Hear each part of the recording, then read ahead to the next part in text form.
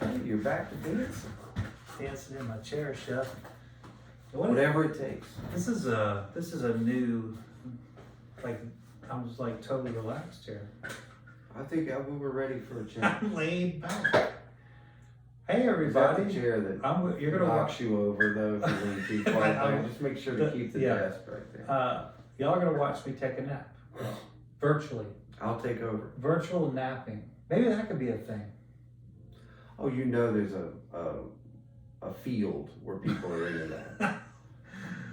Oh, how's everybody doing? My name's Ed. This is Chef Chris. We do virtual tastings for you out there in the wide world of YouTube and the interwebs, as I like to call it.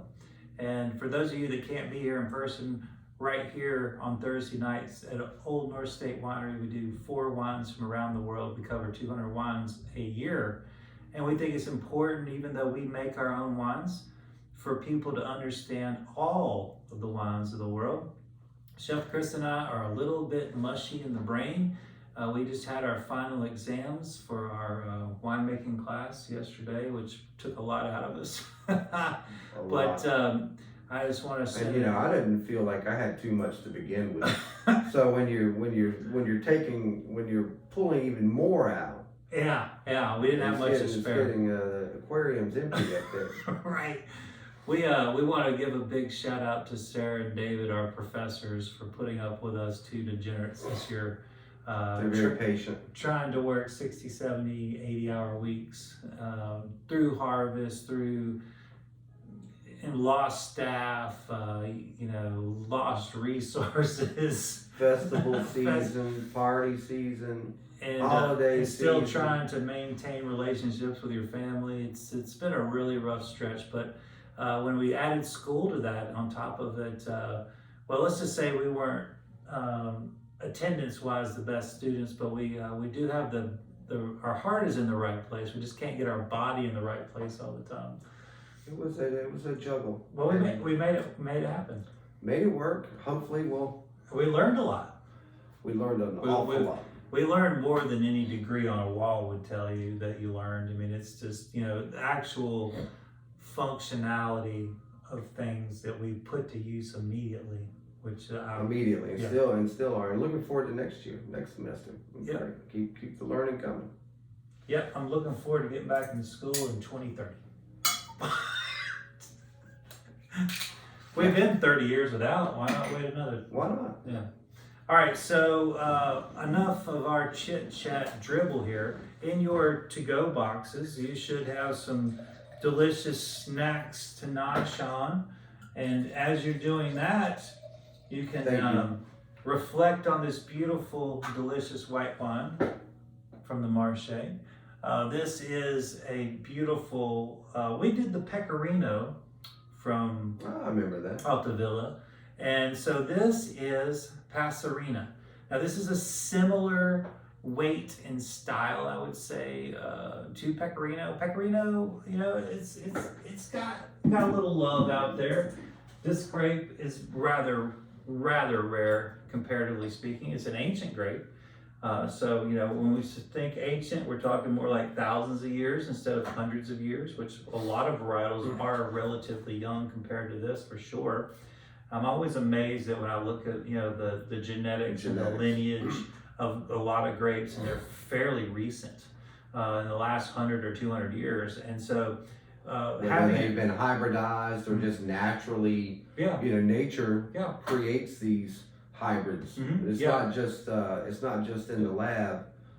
Nature creates them all the time, and so getting new varietals all the time just from the wind blowing and the birds. One of those, the birds, the bees, and the butterflies they cross pollinate everything. So I think one of the greatest things over probably the last 5 to 10 years that I heard of is a white Tempranillo, and now they're making bubbles out of it. I mean, they never saw that coming. So there's always, when you can have an ancient grape, I think that makes it even more special, just knowing how erratic and hyper change the wine varietal world is to have an ancient grape. That's why Chris and I are always supporting these wineries that are trying to keep varietals alive and keep them going. Like the St. Cone we had about a month ago.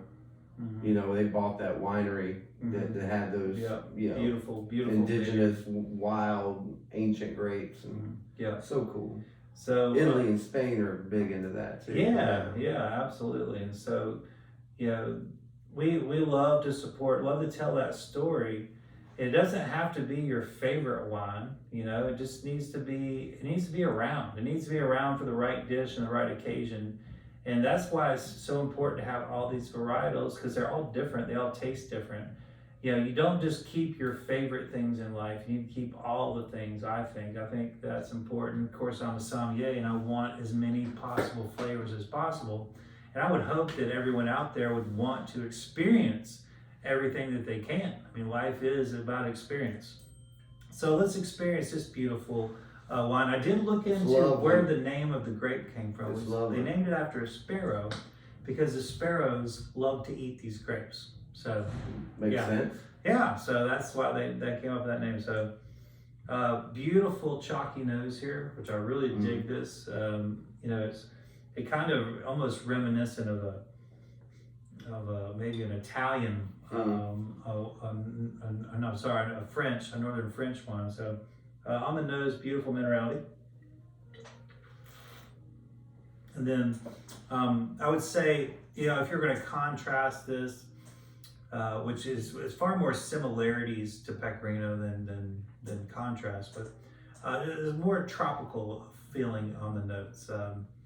There's I don't know, it's kind of like this hodgepodge of maybe a little bit of guava, pineapple kind of thing. The minerality is making this taste very coastal. Yeah. You know, you know the citrus, the tropical. I mean, I'm getting lots of green. Yeah. You know, a lot of green notes on this, and in a very positive way. Oh, absolutely. Not green. No, there's not like a flaw. Yeah. But a wonderful green. I mean, I think is my point is that sometimes green can be bitter. Correct. And this is not bitter. This is green like in a vegetable kind of way that you lime zest. Yeah. Not the pith though. Not the pith. Just like the oil. Banana leaves. You know, just really bright green, tropical, coastal influence. It's delicious. Yep, absolutely. I get this is kind of weird, but I get a little cucumber skin on Makes this. Perfect sense. It makes perfect sense. Yeah. So, you know, a wine like this is just so great to have around. It is a twist up, makes it really easy. You know, like as soon as you pick it up, you can just crack it open. There's no, where did I leave my where is it? It's meant to be drank early and often. You know, these are not wines that you really lay down. You enjoy them over a course of, you know, maybe a couple of years, and then you buy more. And it's very consistent. And the acid's just right too. I mean, it's not that, you know, it's not structurally built. It's just so bright and wonderful now. Why would you don't want it to dull? Yeah, I think this is kind of like, you know, if you like Sauvignon Blancs, but you don't necessarily want that intensity. This is a beautiful example of that without the puckerability. Really, really nice. It's far more interesting than a Pinot Grigio.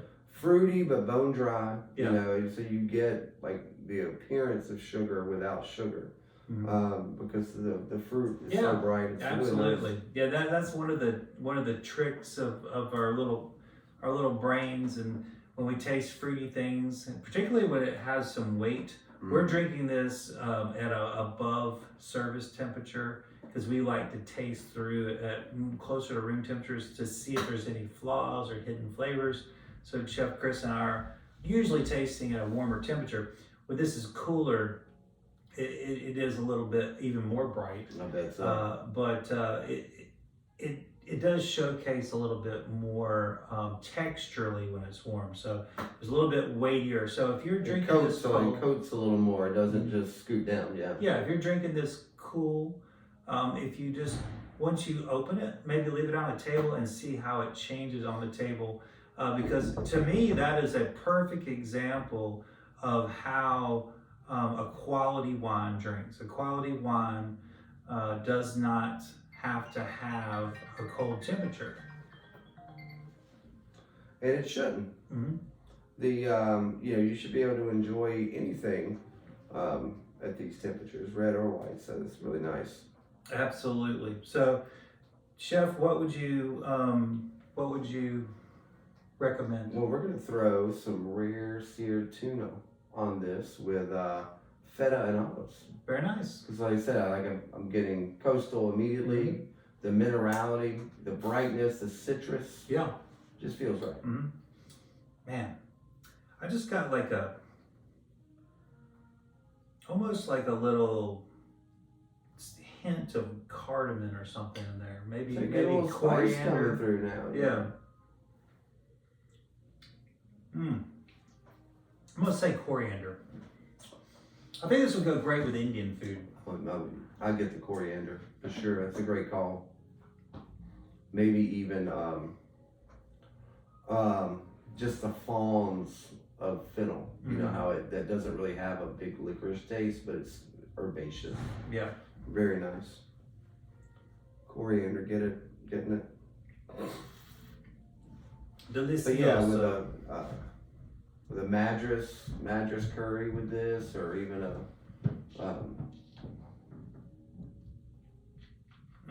little marsala tiki, it'd be delicious. Well, this would also be great with every kind of seafood on the planet. On the planet. Any kind of salad, I would think. I can't think of a salad I wouldn't love. Yeah. Especially a very apple-y, peary, nutty salad. It'd be really great with that. Just With a some really seafood on top. I really switched this around, almost like when you said apple and pear, I started thinking about the skin tannins in apples and pears. I'm getting a little bit of that. You get a little fuzz. I know they say that there's no tannins in whites, but I say phooey. I think they're lighter. They are lighter, but they're there. But I mean, to say there's zero is just not. I mean, that's not accurate. Yeah, I don't think so. Well, anyway, that is a delicious beverage for under $20. How about that, folks?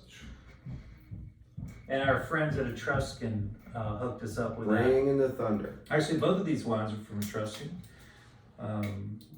Just worked out that way. So we're always happy to see them when they come in with new stuff for us to try. Now we're going to get into a more traditional expression. What us Americans are typically used to getting here is this is the Fracole Toscano Rosso, which is it's gonna Easy be for you to say. Gonna be Sangiovese based. It's probably got a little extra something in there. Usually it's Merlot or Cab, but I'm not 100% sure. They are in the Chianti Classico area, so you can bet your bottom dollar that there's Sangiovese based here. And that's kind of why you want this wine, isn't it? Because it's going to be those delicious flavors. I can't wait to get back to this area. Under the Tuscan sun, as they say. Love it. So here we have, I believe we're on the 2020, that's right, we're on 2020. So we've got a few years. Of course, we're coming up on 2024 here in a couple weeks. That earth. So earthy. It's even earthier than, and I've actually had this. I don't recall this level of earth and forest floor, but it's kicking today. Yeah, I'm a big fan of this. This is why I love European wines, is because they're not sanitized. Well, it's like, when you buy dried mushrooms and you're reconstituting them before you put heat on them, when they're just in that cold water and they're seeping, they're coming back to life. I'm gonna tell you what this smells like to me. And I mean, as a chef, you'll know exactly what I'm talking about. In Greensboro, there's lots of Asian influence. There's a lot of transplants from the Pacific nations in Greensboro area. And Chef and I were long time chefs in the Greensboro area. And the food distribution was very difficult to get, authentic Asian ingredients. And we were very fortunate to have 3 or 4 different markets, Asian markets. There are a lot of them. Yeah, and so this to me smells like walking into one of those Asian markets. Great call. All that dried seaweed, all those dried compressed herbs. Yes. The eel tanks. Yeah. All of that. Yeah. To me, we talking about Indian spice, always vibrant and fresh and alive. And to me, more of the Asian spices are and I don't mean flavor wise, but they smell duller. Yes. You know what I mean? They're in comparison to like all those Indian style spices. These are more over reduced or fermented or soiled and then dried again. Mm-hmm. So there's really never any color, and it's always just kind of that one little extra step. And then, Little hoisin. Nori. There's this spice blend. I'm murdered. I can't say it, but it's like a powdered umami that you put on a lot of foods, and I use it at home a lot. It's a great call. Cool. It's a great call. So what a great memory. Yeah, I feel like I'm walking down the aisles trying to find some obscure ingredients to make a spring roll. You certainly put me there. We always buy mats, the little sushi mats there. Chili sauce, spring roll wraps. We're always picking up little knives. I used to buy lots of knives. Soybean paste, absolutely. Little fat boy. Baby bok choy. Little baby bok choy. Because there's always fresh vegetables. But I always like looking at the eel tanks. You always could grab a fresh eel if you wanted. Wow, the flavor here is outstanding. I would say probably on the palate, maybe some soy. Definitely getting some soy and the fruit. Dark fruit. Dark and blue. Mm-hmm. I'm getting a lot of blue. Yeah. Really, almost refreshing. The tannins almost pause and then come later. So it gives you like this kind of refreshing, thirst quenching at first, and then the tannins show themselves. That's true. And it's like everything in this has all the things we mentioned. It's like right after a rain. Yeah. There's a mossiness to this. You can just smell the moss after a light rain. Absolutely wonderful. I hope that this wine really dazzles you like it dazzles us. This is not your California Malbec or California Cab. These are not made in a laboratory type situation. It's probably, a little bit more rustic, to say the least. I don't think it drinks rustic, but because it was handled rustically, I feel like this is why you get all these more interesting, different flavors. I think that if you there's a certain aspect of letting Mother Nature play more of a role, exposing the wine just a little bit more to something without ruining it, I guess. Like we talk about there's some wild yeast like young Crisco when we're talking about wine, we like a little bit of bread. But there's some people like, oh, there's bread in there. That wine's ruined. Like, no, it's not. No, it's not. A little bit of Brettanomyces gives character, and absolutely. So a little bit of the terroir, whatever's happening. If you're not in a laboratory and you allow the wine to speak of the place, and that means, you're going to have a little bit of the elements. I think they should be welcome. They should be welcome in the world, and of course, there's no shortage of engineered wines out there. So there's plenty for the folks who like that sort of mundane, pedestrian, taste the same every time. I don't really like wine. I just like this beverage. There's plenty of stuff out there for me. Yeah, this is a real treat. Again, a huge value coming in under $25. Once again, Huge value. I don't have enough positive things to say about it. I'm intrigued by this. Yeah, this also, Chef, I think this would go great with one of your dashis. Absolutely, all day long. I mean, like absolutely all day long. Yeah, we a lot of times do a red with it. Yeah, we'll do like a Beaujolais or a Pinot. Mm-hmm. And I'm not saying that this is the weight of those, but the flavor profile would work. Spot on, and the dried elements in this would just be perfect. Excuse me, but I think it's home run there. You can go all over the place. Yeah, and of course this would go great with a hamburger. It would go great with meatloaf. It would go.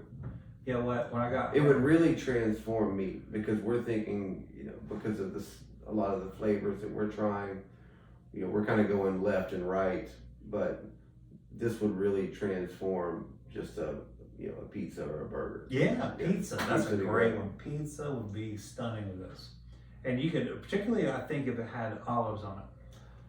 There's something about an olive I keep going towards savory things with this wine. Everything I've been describing for the most part has been on the savory side, and I really just think that something savory.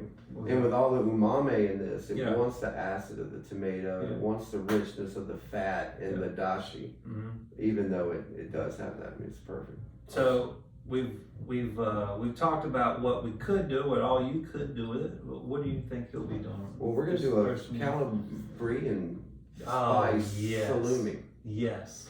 And we're going to put a little ridgeline cheese and some olives. The fat, the olives, a little bit of pepper.